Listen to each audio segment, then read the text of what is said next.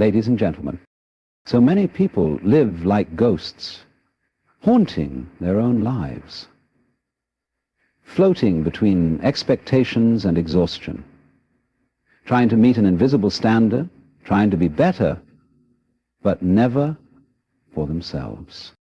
And here lies the trap.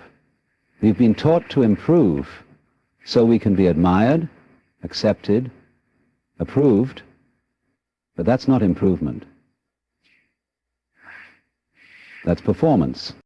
The real path begins the moment you stop seeking applause and start listening to the quiet voice that says you were made for more than surviving someone else's idea of success.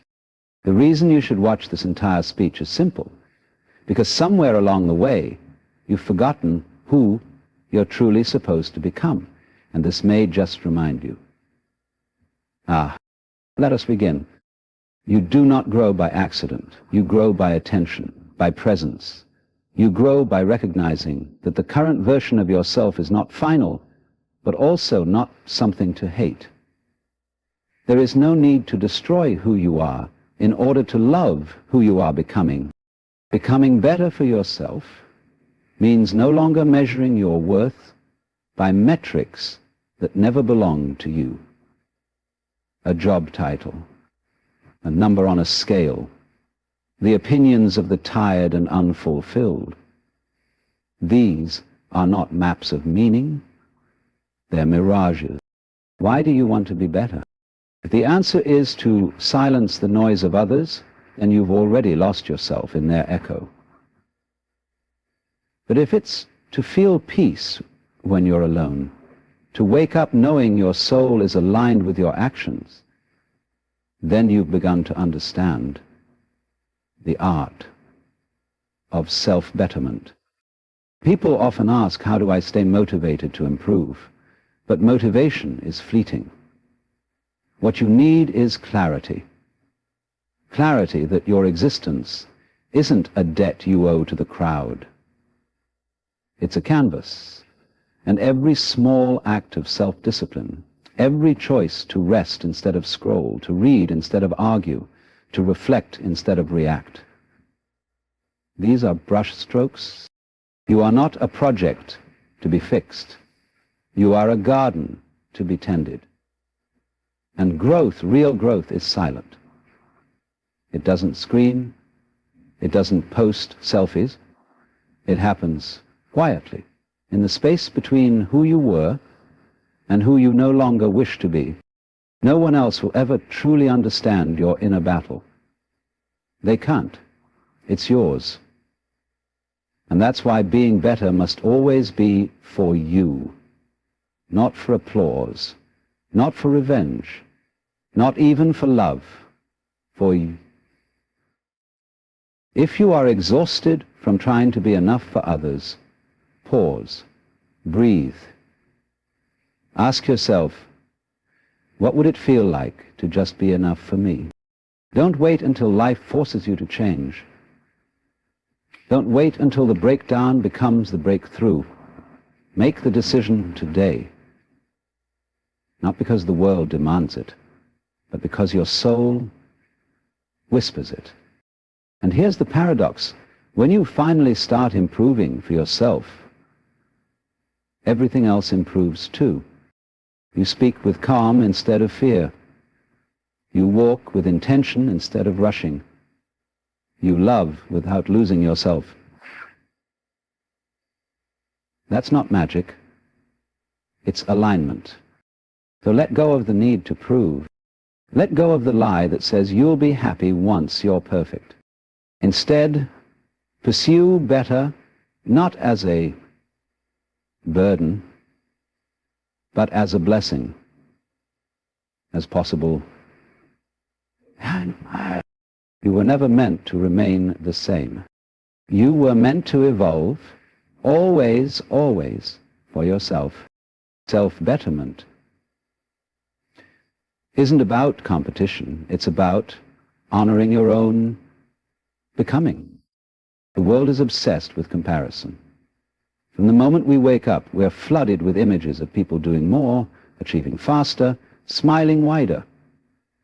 We scroll through curated success stories, each one whispering to us that we're somehow falling behind. But the truth is, life was never meant to be a race. And your journey, your evolution, is not something that can be measured against anyone else's. When you attempt to become better simply to surpass others, you trap yourself in an endless loop of insecurity, because there will always be someone ahead, someone more polished, someone louder. The essence of being better for yourself lies not in outpacing others, but in deeply understanding who you are and who you wish to be. It's not a sprint towards superiority, but a quiet unfolding, a process of discovering what truly aligns with your inner truth. Growth should feel like coming home to yourself, not escaping yourself. When you improve just to be admired, you become a stranger to your own soul. But when you improve to honor your becoming, you become rooted in something unshakable. Authenticity. Honoring your becoming means accepting that you are a work in progress by nature. It means releasing the shame of not being perfect and instead embracing the beauty of your current state. Growth, after all, is not born out of contempt for the present version of yourself. It's born from compassion. It's the recognition that you deserve to live a fuller life, not because you're broken, but because you're worthy.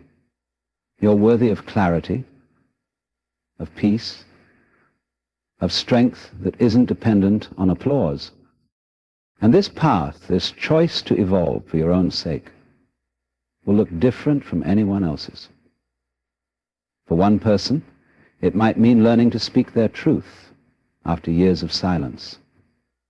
For another, it might mean sitting in stillness and healing before moving forward.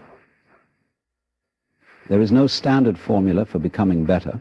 That's the beauty of it. It's deeply personal.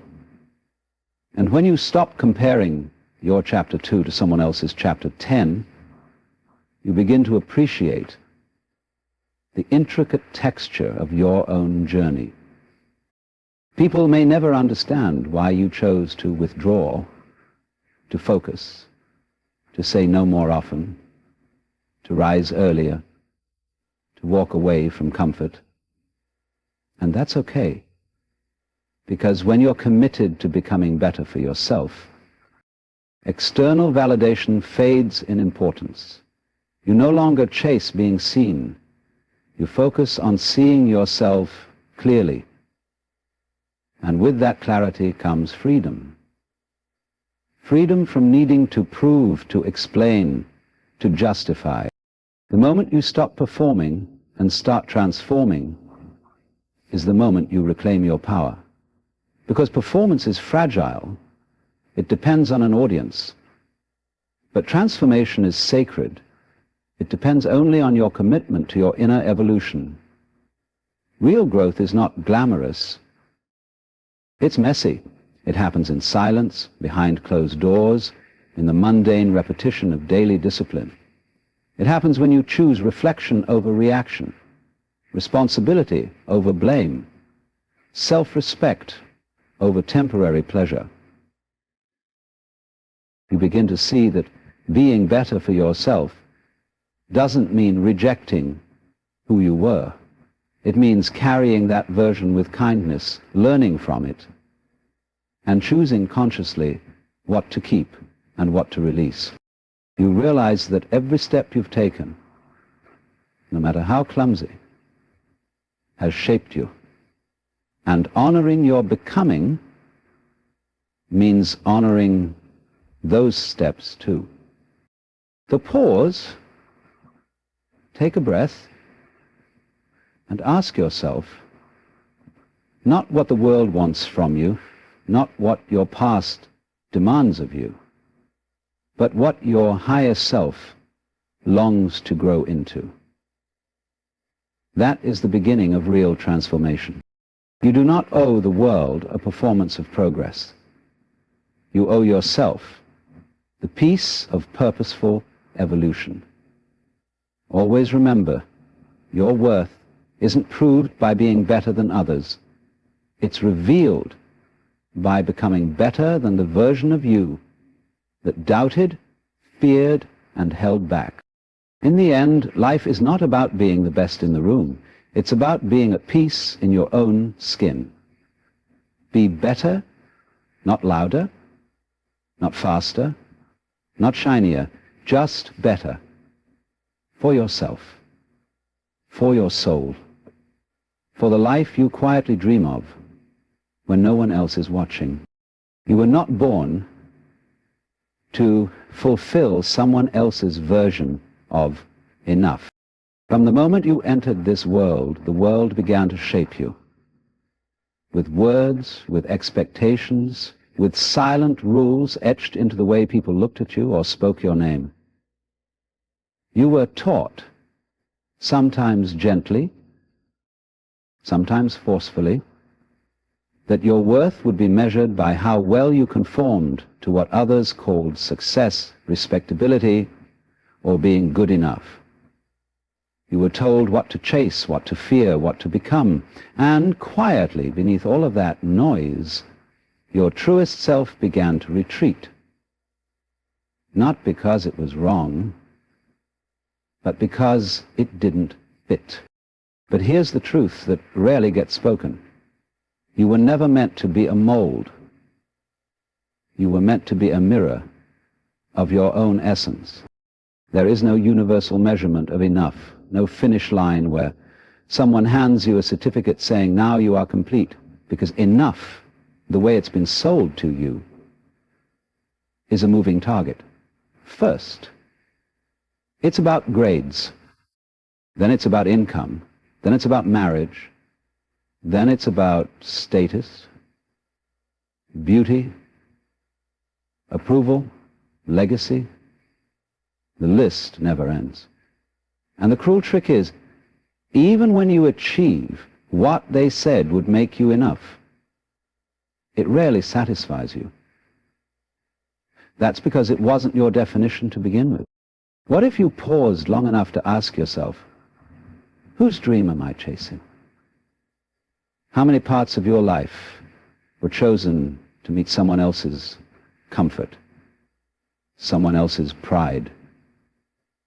When you wake up in the morning, is the life you're living built from your inner truth or from layers of borrowed expectations? When you constantly try to become what others want, you eventually forget what you want. You begin to shrink parts of yourself to fit in rooms that never had space for you in the first place. You were not born to carry the emotional weight of everyone's approval. You were not placed here to perform stability when your soul craves freedom. You are not here to shrink your light just because others are more comfortable in the dark. And most importantly, you are not responsible for making others feel okay with your evolution. Some people will misunderstand your journey, especially when you stop living to please them. Let them. That's not your burden to carry. Choosing to be enough for yourself is one of the most radical acts of liberation. It means that you decide what success looks like in your life. It means you stop waiting for applause and start listening for alignment. It means you redefine productivity not as endless output, but as intentional presence. It means you no longer see rest as laziness, boundaries as selfishness, or your voice as too loud. When you accept that you were never meant to fulfill anyone's version of enough but your own, you reclaim every part of yourself that was once exiled for being too different, too much, or too little. And this is not about rebellion for the sake of rebellion. It's about remembrance. about returning to the self you were before the world told you who to be. That self, the raw, intuitive, curious, untamed part of you, is not broken. It's just been buried. Buried under years of polite compliance and masked dissatisfaction. The moment you stop striving to meet a standard that was never yours, a quiet kind of power rises in you. You begin to walk through life differently. Not with arrogance, but with grounded presence. You no longer beg to be chosen because you've already chosen yourself. You stop trying to impress strangers because your peace has become more valuable than their approval. This isn't easy. It takes honesty. It takes courage. It takes letting go of the comfort of being liked and stepping into the discomfort of being real. But the reward is a life that feels like it belongs to you. A life where you can look in the mirror and say, I may not be perfect, but I am whole, and I am enough by my own measure. Fek tumvat, stop editing yourself to fit someone else's frame. You were not born to decorate their vision. You were born to embody your own. Let that be enough. Let you be enough. The moment you chase validation, you lose the essence of who you are. There's a subtle trap we all fall into, sometimes without even realizing it. It begins when we start living not for the truth of our own experience, but for how others might perceive it. We start filtering our words, adjusting our behavior, dressing our emotions in acceptable clothing, all in the hopes that someone somewhere will say, yes, you're enough now. But in doing so, in constantly chasing the flickering light of validation, we step further and further away from ourselves. Validation is not inherently wrong. It feels good to be seen, to be affirmed, to be appreciated. But when your identity becomes dependent on that external approval, it turns into a silent prison. Prison of reflection, one where your actions are dictated by how they'll be received rather than what they mean to you. You begin to post, not because it's meaningful, but because it might get likes. You speak, not because the truth rises in you, but because you fear silence might cost you connection. You pursue things not because they fulfill you, but because they fit a version of success that others have applauded. The irony is, the more you seek validation, the less authentic you become. And the less authentic you become, the less likely you are to receive the kind of connection you truly crave. You may be admired, even envied, but you won't be known. And beneath all the surface approval, that lack of true connection begins to hollow you out. You start wondering why you feel lonely, even when surrounded by people. Why your achievements feel empty. Why your days are full, but your soul is starving. It's because validation can't feed your essence. It can only decorate it temporarily. You weren't made to live as a reflection of what others expect. You were made to live as the source of your own light. Every time you compromise your truth for acceptance, you trade a piece of your soul for something that can never truly satisfy. And the tragedy is, you begin to forget the sound of your own voice. You confuse the applause for clarity, the likes for love, the compliments for real connection. But those are echoes, not essence. Reclaiming yourself means stepping away from that chase. It means becoming deeply uncomfortable for a time as you relearn how to act without the guarantee of praise. It means daring to disappoint others in order to be loyal to yourself. It means sitting in the silence of not being seen so you can finally begin to see yourself clearly, and here's the powerful truth most people avoid. The version of you that doesn't need to be liked is the version of you that is most free. When you stop adjusting yourself to meet others' expectations, you make space for your true relationships to emerge. One's based not on performance, but on presence. The people who remain will not be there because of how well you played a role, but because of how fully you showed up as you. Letting go of the need for validation doesn't mean becoming cold or closed off. It means becoming whole. It means recognizing that the need for love is natural, but that real love doesn't require you to shrink, bend, or pretend. It honors the real you in all your complexity.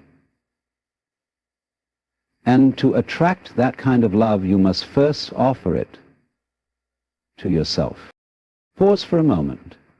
Ask yourself, how much of my life have I built to be applauded rather than to be allied?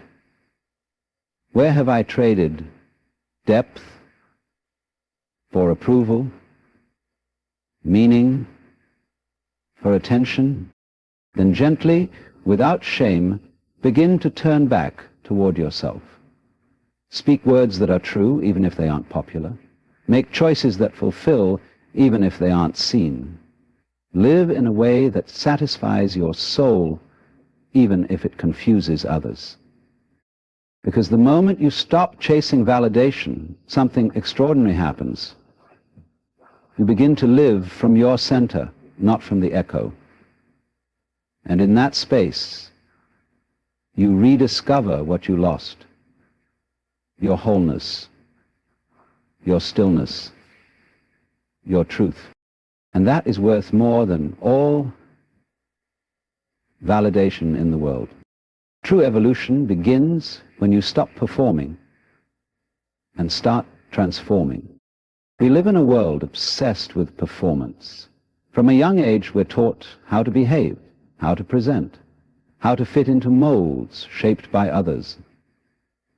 We learn to smile when we're sad, to nod when we disagree, to be agreeable even when our spirit is screaming for truth.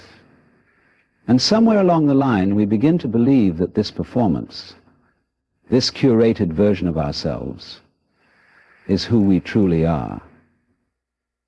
But it isn't. It's a mask. A well-polished act that gets applause, but leaves the soul untouched. Real transformation doesn't happen under a spotlight. It happens in silence, in solitude, in spaces where no one is watching and no one is clapping. It begins when you stop asking, how should I be? And start asking, who am I really? That question doesn't seek approval. It seeks alignment. And that is where evolution begins. Not in trying to impress others, but in trying to meet the unspoken standards of your own soul. When you live in performance mode, everything becomes externalized. You measure your worth by reactions, by results, by how many people are watching. You act not to express, but to impress. And over time, that becomes exhausting, because performance requires energy that doesn't come from within. It drains you. You become more focused on managing perception than nurturing your inner growth. But transformation, in contrast, gives, it nourishes you. It nourishes you because it springs from authenticity. There's a quiet power in the shift from performance to transformation. It's not loud, it's not theatrical, but it is deeply real. It means letting go of roles that no longer serve you. It means allowing parts of yourself to die, not because they were bad, but because they were no longer true. It means choosing growth even when no one notices, especially when no one notices. This kind of evolution often looks boring on the outside. It's not flashy or dramatic. It's in the decision to say no when you used to say yes to please others. It's in the discipline to wake up early, not because the world demands it, but because your future self deserves it. It's in the courage to speak your truth, knowing it may disappoint some, but also knowing it will liberate you. And here's the beauty. When you begin to transform rather than perform, you start attracting people and experiences that match your truth, not your image. You no longer have to keep up the act. You no longer need to exhaust yourself trying to be what others expect. You can simply be. And from that place, everything changes. Your relationships deepen. Your work aligns. Your days feel fuller, not because they're perfect, but because they're honest. There is also pain in this process. Transformation is not always comfortable. In fact, it often begins with discomfort. A sense that something within you no longer fits the life you're living. That discomfort isn't a curse. It's an invitation. An inner calling asking you to peel back the layers and rediscover your essence. It's not asking you to become someone else. It's asking you to return to who you were before the performance began. You don't need a stage to be worthy. You don't need validation to be valuable. What you need is courage.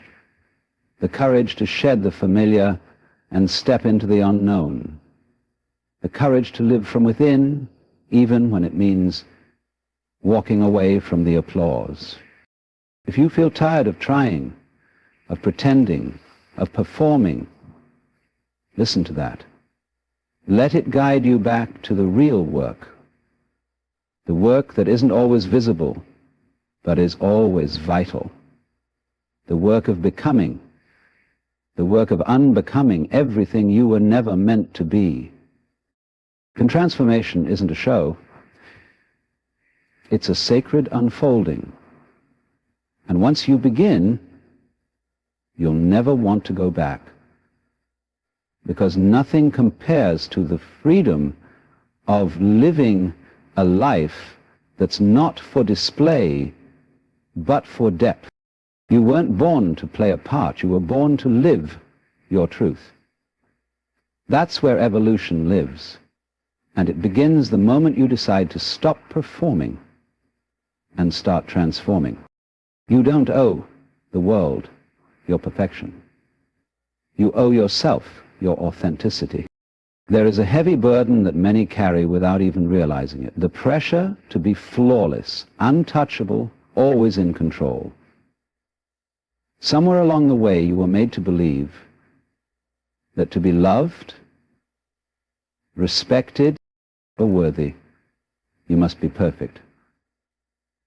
That mistakes must be hidden, flaws must be fixed, and struggles must be disguised behind smiles. You became a master of appearance, shaping yourself to be palatable, impressive, acceptable to a world that applauds polish but fears vulnerability. But perfection is a lie. It's a trap that leads to anxiety, self-rejection, and a constant feeling of being never quite enough. And here's the deeper truth. No one ever truly connects with your perfection. They connect with your realness, with your honesty, with the raw, unfiltered version of you that isn't always composed, but is always true.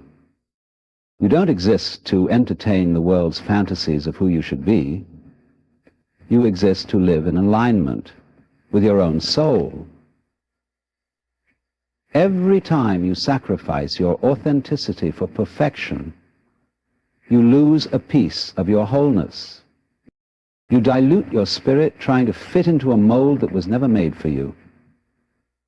And while the world may applaud your mask, it will never meet the real you behind it. That's the tragedy of perfection. It wins admiration, but costs you connection, especially with yourself. Authenticity, on the other hand, is not about being flawless. It's about being sincere. It's about honoring how you feel, what you believe, what you value, even when it's inconvenient, even when it doesn't make sense to others. Authenticity doesn't mean being messy for the sake of rebellion. It means choosing to show up as you are, rather than who you're expected to be. You owe yourself that freedom. The freedom to breathe without performing, to speak without filtering every word, to choose without explaining every decision. You owe yourself the gentleness to say, "This is where I am," without shame. You owe yourself the grace to change your mind, to grow, to evolve. Not because someone else demanded it, but because your own spirit calls for it. There is immense power in being real. It invites the right people into your life, people who resonate with your truth, not your image. It allows your relationships to deepen because they're built on honesty, not performance. And most importantly, it gives you peace. The kind of peace that comes when your inner world no longer feels at war with the version of you the world wants to see. It's not your job to hold everything together all the time. It's not your responsibility to hide your pain to make others comfortable. It's not your duty to impress people who don't see you clearly. You are not a product. You are a person. And your humanity, the full spectrum of it, is not a flaw. It's your essence. In choosing authenticity, you might lose some admiration, you might confuse people, you might even disappoint them. But what you gain is something far more sacred, your own self-respect. You'll stop questioning whether you're enough, because you'll finally be living from a place that doesn't demand you prove it. You'll find strength not in appearing perfect, but in being unapologetically whole. Let go of the need to be everything for everyone. Let go of the exhausting pursuit of perfection. Turn inward. Listen closely. There's a voice that's been buried under all the shoulds and expectations. A voice that says, "I just want to be myself."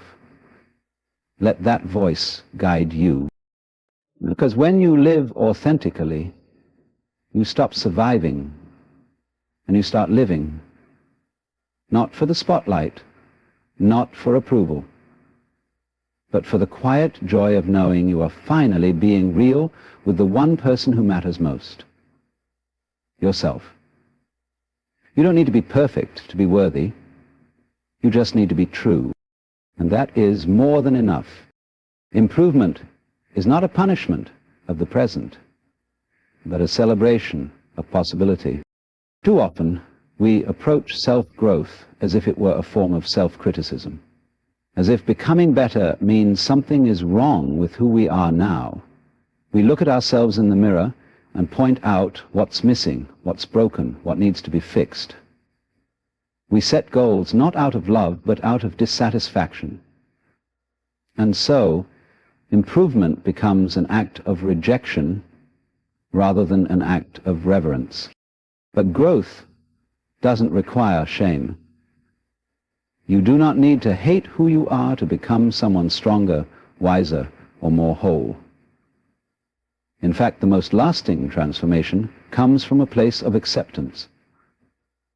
When you see your current self not as a problem to be solved, but as a foundation to be honored, you begin to understand that becoming more isn't about rejecting now.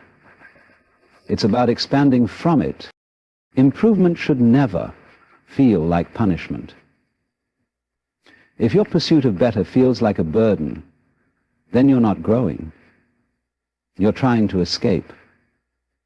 Real growth doesn't demand that you abandon yourself.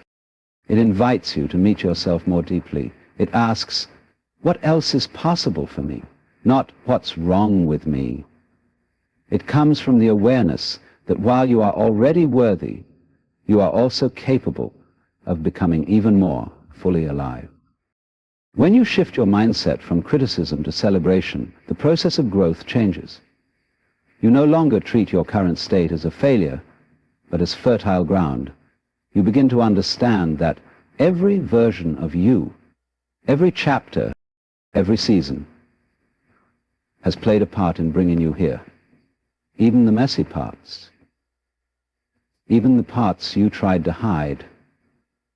Improvement then becomes an honoring of your journey, a way of thanking your past self by not staying stuck. Think about it. A flower does not grow because the seed was broken.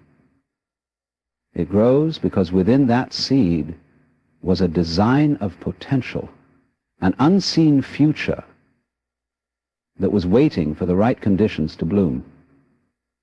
In the same way, your future self lives within you now, not as an escape, but as a possibility.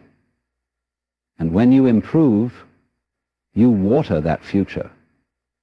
You don't do it because who you are now is unworthy.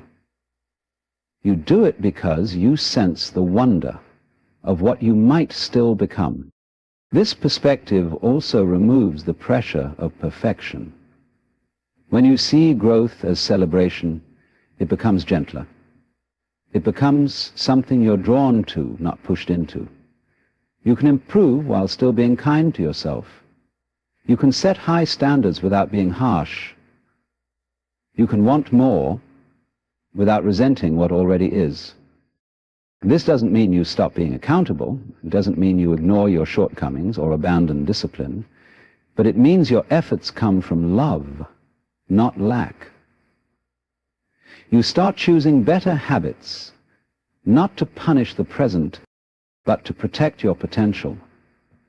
You eat well because you respect your body, not because you hate how it looks. You work hard because you believe in your purpose, not because you're afraid of being seen as lazy. You heal not because you're broken, but because you deserve peace.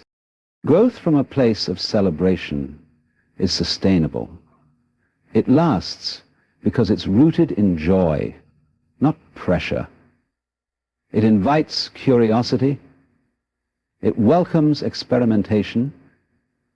It gives you permission to try, to fail, to get back up. Not because failure makes you less, but because trying makes you more. So let go of the idea that you must be harsh with yourself in order to grow.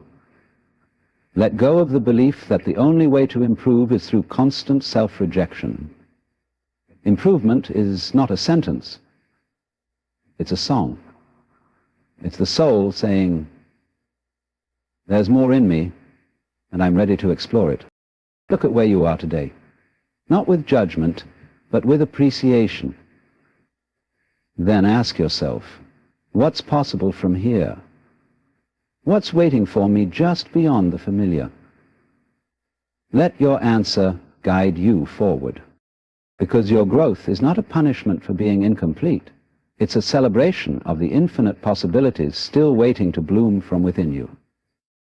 Better not to be seen, that is actively necessary. Not to be aware. In a world where being visible often feels more important than being genuine, the idea of self-improvement has been tangled up in performance. People chase progress, not always because they yearn to evolve, but because they want others to notice.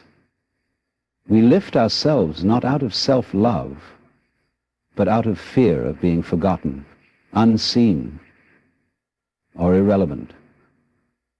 We become obsessed with being acknowledged, validated, praised, and in doing so we slowly drift away from the real reason for becoming better, to meet ourselves more honestly, more deeply. There's a quiet but profound shift that occurs when you stop improving for applause and start improving for awareness. Instead of asking, how will they see me, you begin to ask, how do I see myself when no one is looking? That question is where real transformation begins, not in the public eye, but in private truth. To see yourself clearly is not about highlighting only your strengths. It's about recognizing your full humanity. It's being able to admit when you're lost, confused, insecure, or hurt, and still choosing to grow from that space without needing to explain it to anyone. It's looking in the mirror and not flinching. Not because you are perfect, but because you are honest. You see your flaws and love yourself anyway. You see your patterns and have the courage to change them. You see your potential and feel called, not pressured, to rise toward it. When you seek to become better just to be seen, your progress becomes performative. You do things for the photo, for the applause. But that kind of growth is hollow. It doesn't sustain you. It sustains you. It demands more and more, louder and louder, to keep the illusion alive. Because if no one notices, it suddenly feels like it never mattered. But when your growth is anchored in your own clarity, when it's rooted in seeing yourself more fully, then even the smallest act of self-discipline becomes meaningful. Even the silent victories matter.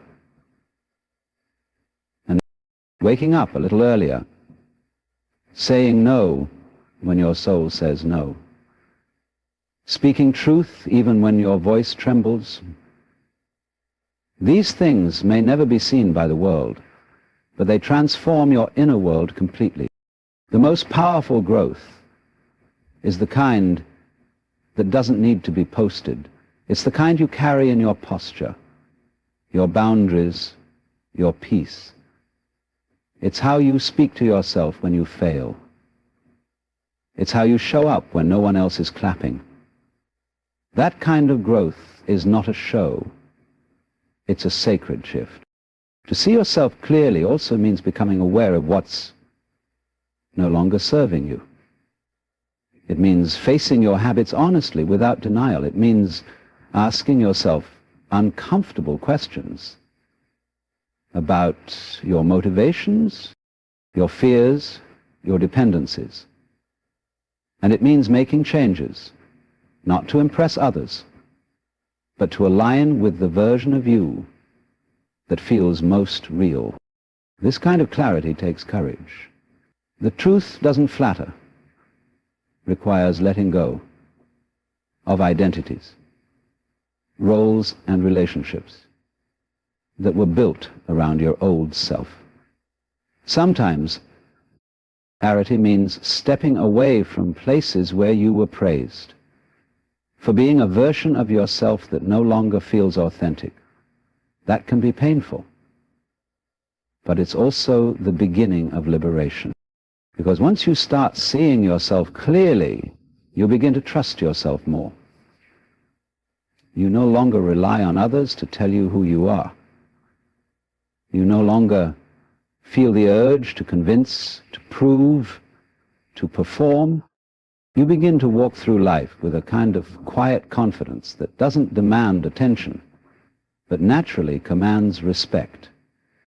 So become better. Yes, but not to be seen, not to compete, not to impress. Become better, so you can walk into your own soul without confusion, so you can live in your own body without shame, so you can stand in your own truth without apology. The world may never fully see the depth of your transformation, but you will. And that clarity, that deep intimate self-recognition is the most empowering gift you can give yourself. You don't need the world's spotlight to validate your evolution. You just need the light of your own awareness. Be better, not to be seen, but so that you can finally see yourself as you truly are. That vision alone will change everything. You are the only one who lives with your mind. Make it a place worth living in. No matter how much you surround yourself with people, achievements, distractions, or noise, you can never escape one truth. You live with yourself every moment of your life. Every thought, every internal dialogue, every self-judgment or quiet encouragement. It all begins and ends with you. Long after the crowds have gone, the lights have dimmed, and the applause has faded, you are still there, within your own mind. That's your real home. And if that space is filled with chaos, criticism, resentment, or fear, then no amount of external comfort will ever bring you peace. Many people spend their lives trying to fix the outside, changing their environment, their appearance, their titles, hoping that doing so will bring them internal rest. But the mind does not work that way. You cannot outrun it, you cannot trade it in, and you cannot silence it with temporary pleasures. You must learn to live with it gently, honestly, and wisely. If your mind were a home, would you feel safe in it? Or is it cluttered with harsh thoughts, shameful echoes, and rooms locked by regret? Are your thoughts compassionate and supportive, or cruel and unrelenting? These are questions we rarely ask, because we're often too busy reacting to life to pause and reflect on the quality of our inner space. But you cannot live a fulfilling life while your mind is a battlefield. You cannot experience true joy if your inner dialogue constantly undermines your worth, and you cannot grow meaningfully if your mind is filled with weeds of self-doubt and comparison. I feel that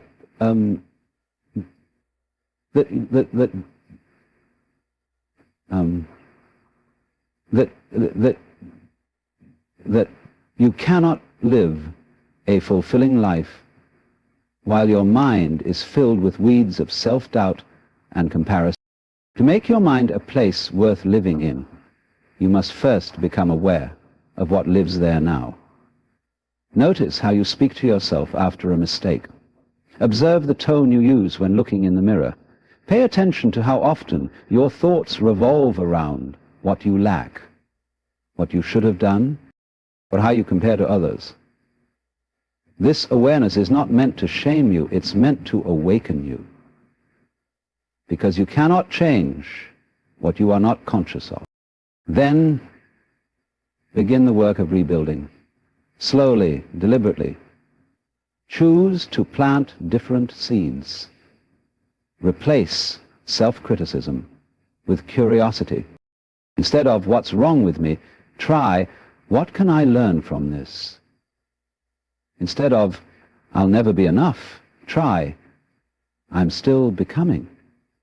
These shifts may seem small, but over time they rebuild the entire foundation of your inner world. This is not about toxic positivity or pretending everything is fine when it's not. It's about building an honest relationship with your mind, one where you hold space for your fears, but don't let them drive. One where you acknowledge your pain, but don't let it define you. One where you become your own ally, not your own enemy. Also, make room for silence. So much of the noise in your mind isn't even yours. It's borrowed, passed down from parents, society, teachers, peers. Ideas about what you should be, do, or want. Let silence become your filter. In quiet moments you can finally hear what's true for you, beneath the programming. You can sort out the voices, what belongs and what no longer serves you. This clarity is healing. Self-care isn't just about spa days or vacations. It's about tending to the tone of your inner voice. It's about creating a mental environment where you can breathe, think, and grow without fear. It's the daily discipline of choosing thoughts that support your peace rather than sabotage it. And remember, your mind doesn't need to be perfect. It just needs to be honest and kind. You will still have hard days. You will still struggle at times. But when your mind is a compassionate space, those struggles don't break you. They shape you. You are the only one who hears every thought, who feels every anxiety, who sits with every quiet fear. No one else can do that for you. So take responsibility for your inner world, not because you must control it, but because you deserve to live within it peacefully. In the end, your mind is the longest relationship you will ever have. Make it a home, not a prison. Make it a space of clarity, not confusion. Make it a place worth living in, because you already do, and always will. You are the only one who lives with your mind. Make it a place worth living in. There is no companion you will ever have more constant than your own thoughts. No relationship longer, more intimate, or more influential than the one you have with your mind. People come and go. Circumstances change.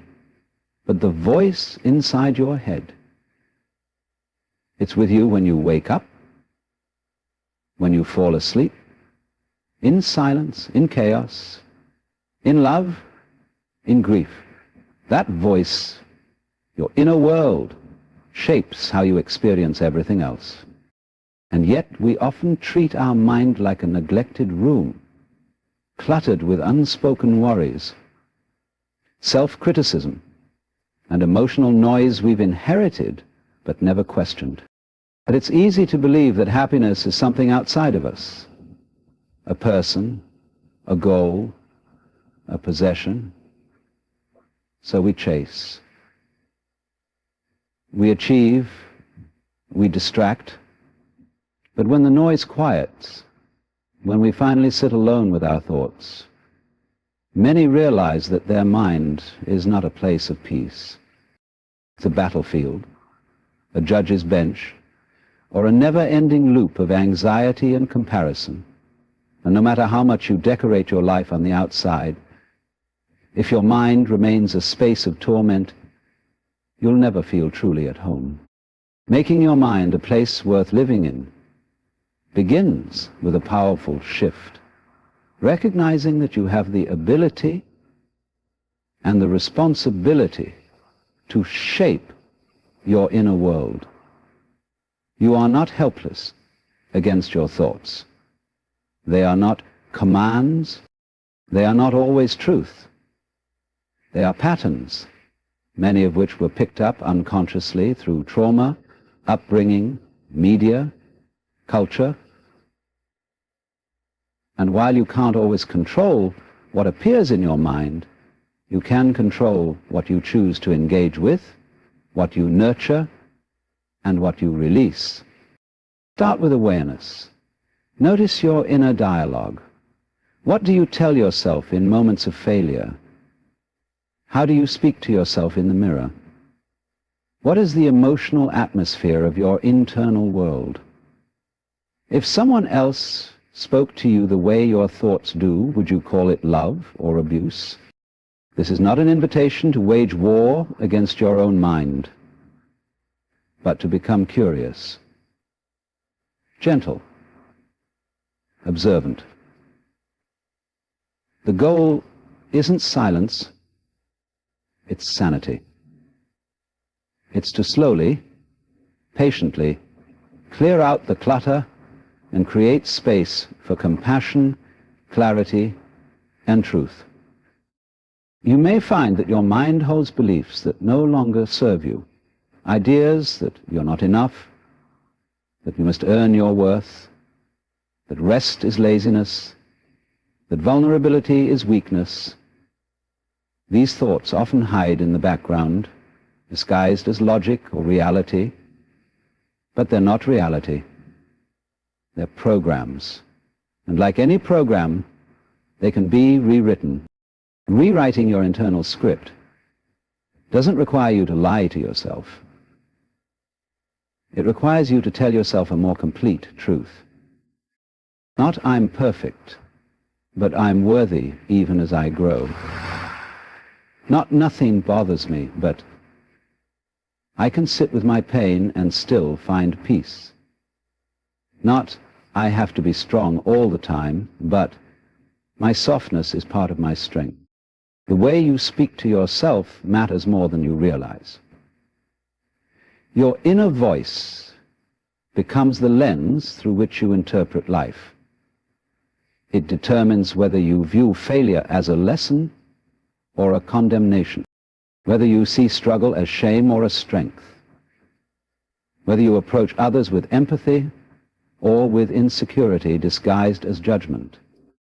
To make your mind a home, cultivate stillness, not emptiness, but presence. Spend time in reflection, in nature, in activities that quiet the noise and bring you back to yourself. Let go of the pressure to have every answer. Make space for being, not just doing, and allow your thoughts to breathe, to come and go, without attaching to every one as if it defines you. Also, protect your mental space. Be mindful of what you consume, what you watch, read, and listen to. Your environment shapes your thoughts more than you know, just as you wouldn't allow garbage to pile up in your living room. Don't allow toxic narratives, constant negativity, or unkind comparisons to live rent-free in your mind. And perhaps most importantly, practice forgiveness, especially for yourself. You're human, you will make mistakes, you will fall short. But holding on to guilt or shame only poisons your inner world. Release it, learn, and let that be enough. Your mind is where your life truly happens. It's where your interpretations, your meanings, your choices arise. And if you can make that space a sanctuary, one of kindness, of awareness, of acceptance, then no matter what happens around you, you will never truly be lost. You will always have a home within yourself. And that is a kind of peace that nothing external can match. Everything comes down to one profound truth. You are with yourself for life. Your choices, your thoughts, your evolution, your inner peace. Becoming better for yourself is not a competition, not a performance, and certainly not a demand to be perfect. It is an act of self-respect. It is the daily decision to show up for your own life with intention and honesty. You are not here to meet the world's expectations, to chase hollow praise, or to become a flawless version of someone else's idea of success. You are here to live fully, to become deeply acquainted with your truth, and to honor the unfolding of your potential. Every step forward, no matter how quiet or unseen, is a sacred commitment to yourself. This journey isn't about being better so the world claps. It's about being better so you can finally hear your own soul speak without interference. So you can look in the mirror and meet your own gaze without shame, without regret, without apology. When you stop seeking validation and begin cultivating inner clarity, when you stop performing and begin transforming, when you stop trying to be perfect and simply choose to be real, that is when life begins to feel like it's truly yours. Be better, not to be loved more, not to be noticed more, but to live more. freely, consciously, authentically, because at the end of it all, the real success is being at peace in your own mind, proud of your own growth, and connected to your own truth. That's what it means to always be better for yourself.